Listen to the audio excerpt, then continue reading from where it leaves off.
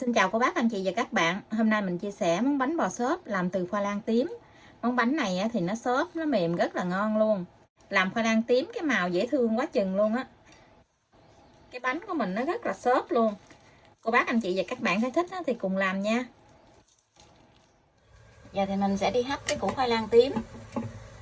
Mình hấp cái củ bự như vậy đi, tí xíu nữa thì mình cân lại. Củ khoai này chắc cỡ khoảng 300g. Mình gọt vỏ rồi mình sắc mỏng vậy nè, để mình hấp cho nó mau chín.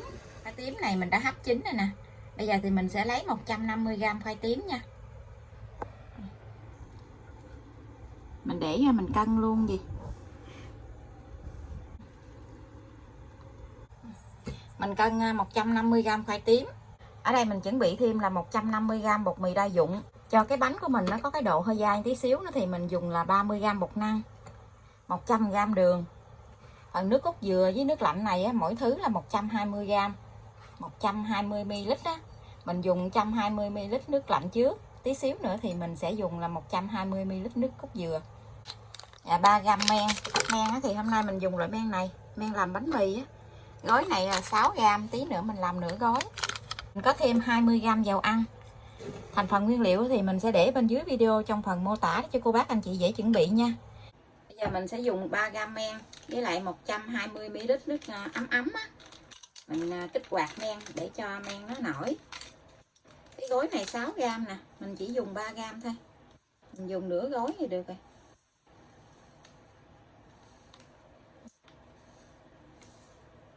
Mình dùng nửa gói. 100g đường để mình chuẩn bị làm bánh này thì mình sẽ lấy nửa muỗng để mình cho vào trong men này để mình kích hoạt men luôn. Bây giờ thì mình sẽ đi nghiền khoai. Khoai này thì cô bác để vào trong cối xay sinh tố hoặc là mình lấy muỗng nĩa gì đó mình nghiền cũng được. Mình nghiền cho nó nhuyễn là được. Mình nghiền ra xong rồi thì mình sẽ để qua cái gây á để mình lượt lại. Mình lượt để cho nó nhuyễn ra.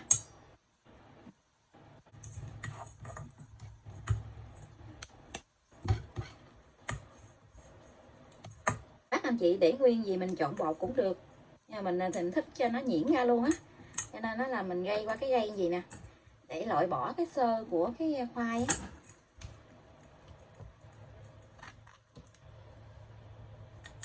Cái khoai này nó cũng không có xơ. Mình chỉ nghiền ra để cho nó đừng có bị lợn cợn thôi, để cho nó mịn thôi, chứ mình thấy nó không có xơ nè. Ở trên cái gỗ này đâu có miếng xơ nào đâu. Mình nghiền nhuyễn ra hết rồi. Cái màu cũng đẹp quá ha. Bây giờ thì mình sẽ cho là 150g bột mì đa dụng vô, 30g bột năng. Nếu như cô bác anh chị không có thích bột mì để mình làm bánh này thì mình làm bằng bột gạo nha. 100g đường mình cho vô luôn. Mình trộn tất cả cái hỗn hợp này lại.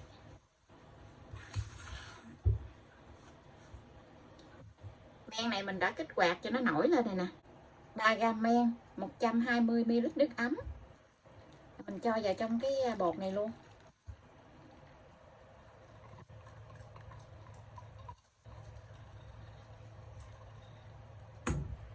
Mình trộn tất cả cái hỗn hợp này lại cho nó đều nha. Mình trộn cho nó không còn cái bột khô nữa là được. Trộn đã đều hết cái bột này lại rồi. Bây giờ thì mình sẽ đậy nắp lại.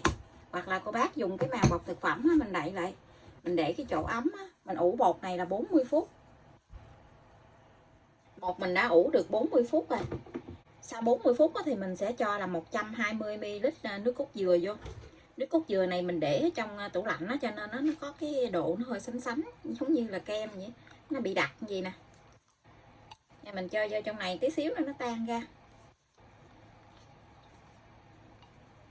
120ml ha.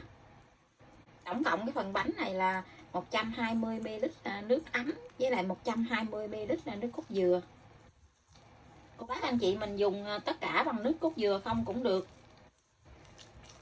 Mình trộn tất cả cái phần hỗn hợp này lại. Thơm dễ sợ luôn á. Trộn đều nước cốt dừa lại rồi thì mình sẽ đi ủ lần 2 thêm 30 phút nữa. Mình đậy cho nó kín lại. bột sau khi mình ủ lần 2 rồi, nó nổi rồi nè.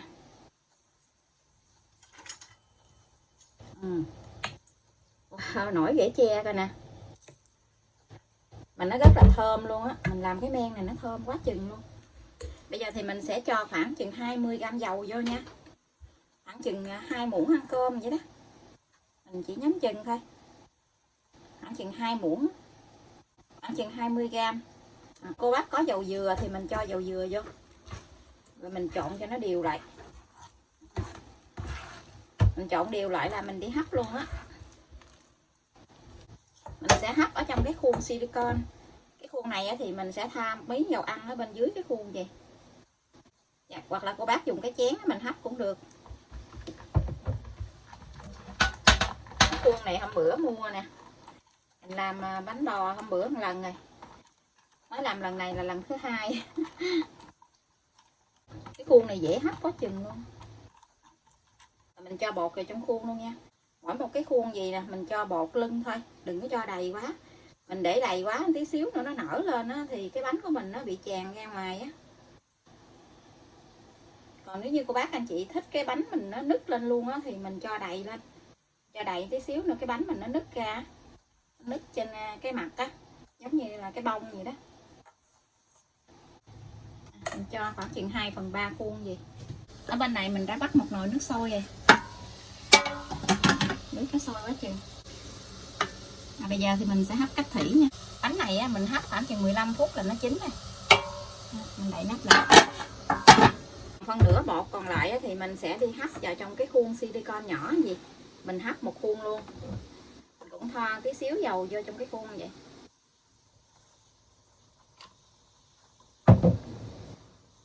Mình hấp một khuôn gì cho nó nhanh. Mình cho bột vào trong cái khuôn này luôn. Mình thấy nó cũng vừa cái khuôn luôn nè. Còn nhiêu bột này cũng vừa đủ luôn. Bánh mình đã hấp chín rồi. Wow, coi nè. Nó vừa đầy lên trên cái khuôn của mình luôn. Thơm quá.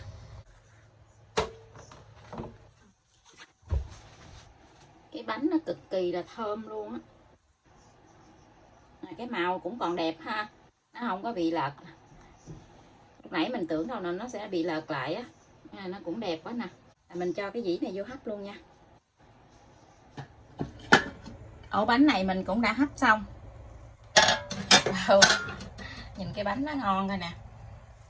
Giờ mình lấy ra, mình để cho nó nguội tí xíu nữa thì mình hãy cắt nha. Cái bánh này thì mình cắt nè. Còn cái bánh nhỏ thì mình để nguyên. Rất là xốp luôn á. Mà nó nhẹ chứ nó không có nặng.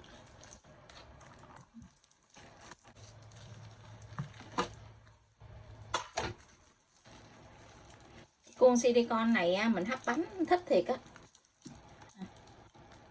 Trời ơi, nhìn cái bánh nó đẹp. Nó rất là xốp luôn á. Coi nè. Ngon ghê chưa? Để mình để vô trong này rồi mình cắt ra cho cô bác anh chị xem coi cái độ xốp của cái bánh nha. Thơm quá chừng. Cái bánh này bự cho nên nó là mình dùng dao mình cắt ra. Cái độ của bánh nó xốp. Xốp mà nó dai dai á. Ồ, cái nè ngon ghê chưa? Rất là thích luôn á. Coi nè. Ngon quá. Cái bánh nó xốp mà nó có cái độ dai dai á. Cái bánh này mình làm chỉ có 100g đường cho nên nó không có ngọt quá. Nếu như cô bác anh chị thích ngọt thì mình làm 120g đường. Nó thơm mùi nước cốt dừa quá chừng luôn. Cái này mình làm có phân nửa nước cốt dừa, phân nửa nước lạnh. Nếu như cô bác thích béo nữa thì mình làm nước cốt dừa hết luôn cũng được. Bây giờ thì mình xin chào tạm biệt. Hẹn cô bác anh chị và các bạn lại video tiếp theo. Cảm ơn cô bác anh chị và các bạn đã xem video của mình. Xin chào và hẹn gặp lại video kỳ tới.